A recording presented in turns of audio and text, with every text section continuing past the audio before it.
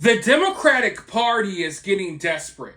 And I say that as someone that considers myself more of a neutral party. Like, I'm not a conservative, I'm not a liberal, I'm not a progressive, I'm just a human being.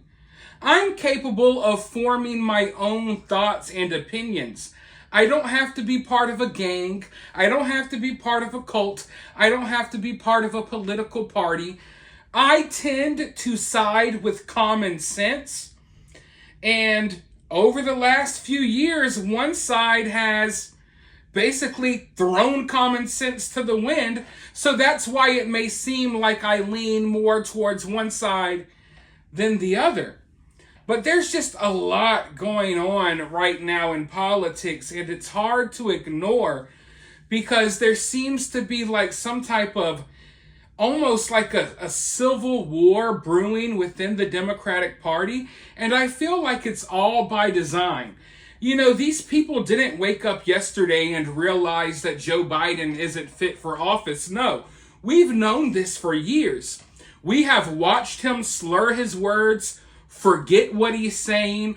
We've watched him wander off stage in the middle of events. We've been watching this. It's been a horror show. But the media ignored it. The media covered it up. And now that they're talking about it, it's causing a panic because a lot of people are so dumb. They have to wait for the mainstream media to acknowledge something before they acknowledge that it's real. So even though Joe Biden's decline has been happening in front of our faces, a lot of people couldn't see it until the media told them to see it. But Joe Biden, he's incapable of delivering a message. Every time he gives a speech, he embarrasses everyone, including his own people. Just yesterday, he thought it was 2020. He kept saying that it was 2020, even though the year is 2024. And Kamala Harris is no better. All she does is talk in word salads. They try to hide Kamala as much as they can because no one likes her. She's an embarrassment. Yeah, she popped up at the BET Awards the other day and she pretends to talk in Ebonics. She pretends to be ghetto and in the streets. Her words, not mine. So they trot Kamala Harris out to pretend as if she's like someone who has strong ties to the black community, even though she considered herself Indian until the presidential race in 2020. But the point is, all of these people they're not effective when it comes to spreading their message. Every time they talk, they lose support instead of gain support. Now, the Democratic Party has always relied on celebrities to spread their message. They've always relied on celebrities to endorse them. The only problem is American culture has changed a lot in the last 4 years. People absolutely hate and despise these celebrities now. We're all tired of these celebrities weighing in on world matters and politics.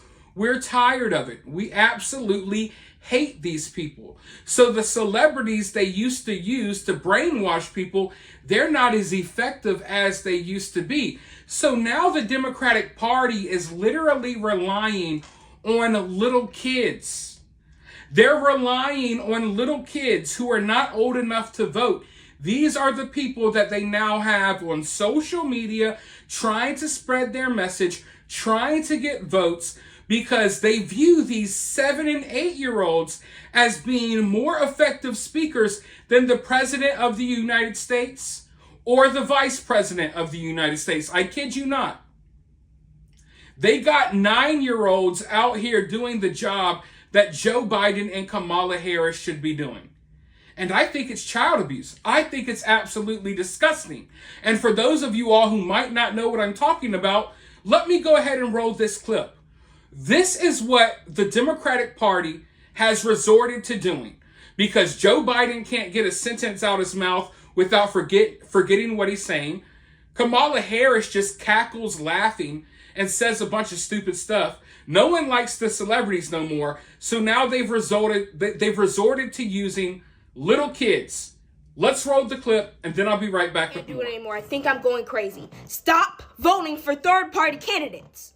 They can't win, and they only make the Republicans win. and Democrats lose. I can't stress this enough. We now have a Republican Supreme Court because you guys voted third party in 2016. Is 2016 not enough proof? Because now the Donald Trump Supreme Court destroyed Roe v. Wade, destroyed affirmative action, and now we have this presidential immunity thing that stop voting third party. Seriously. Now 2024, new year. Okay, we have Joe Biden and Kamala Harris, most effective administration, American history.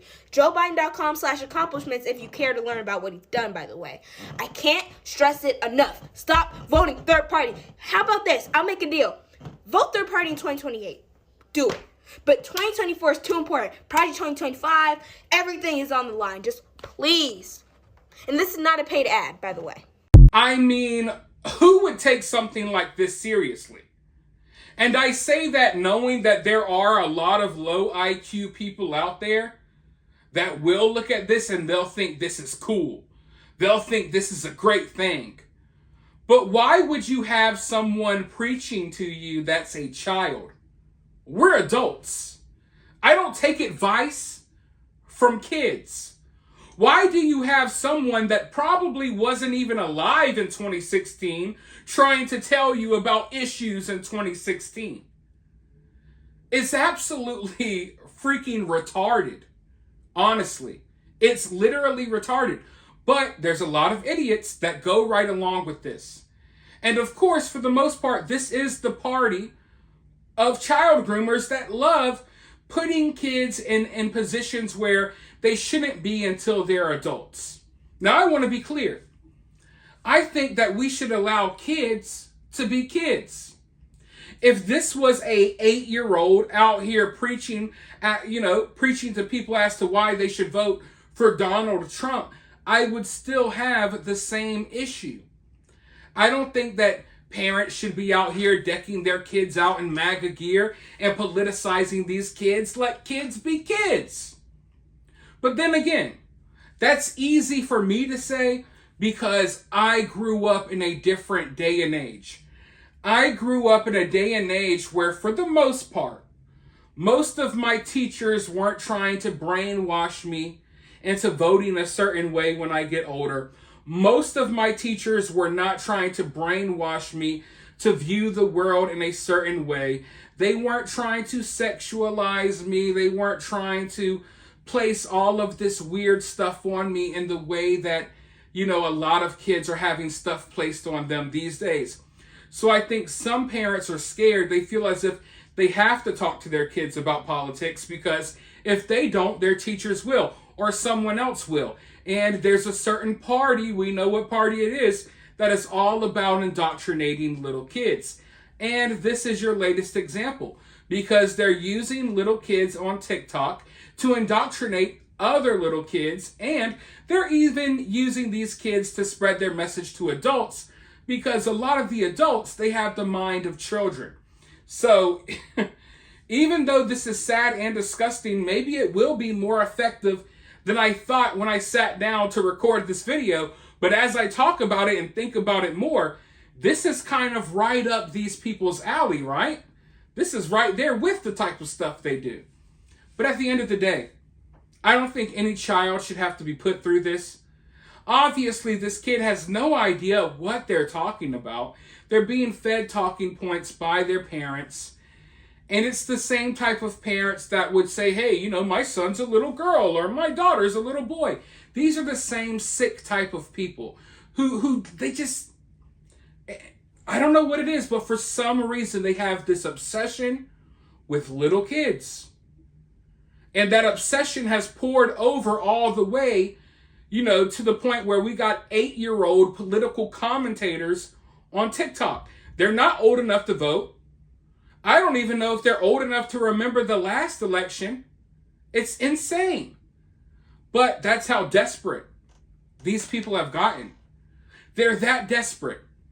And it's hilarious for people who can see through the BS because you see, this wouldn't be necessary if they had an effective speaker as president. If Joe Biden or Kamala Harris could effectively deliver these messages, they wouldn't have to have 7-year-olds doing it on TikTok. Yet that's here we are. Or that's where we are. This is where we are. And I mean, where do we go from here? Next thing you know, you're going to have freaking four-year-olds out here telling us who to vote for. Because that's basically what this is. I mean, yeah, maybe he's 9 years old, but damn. And then he says, oh, this isn't a paid political message. Yeah, maybe you didn't get any money, but your mama did. Or your daddy did. Someone got paid for this. This damn sure ain't happening for free. But as we get closer to the election, these tactics are going to become even more desperate.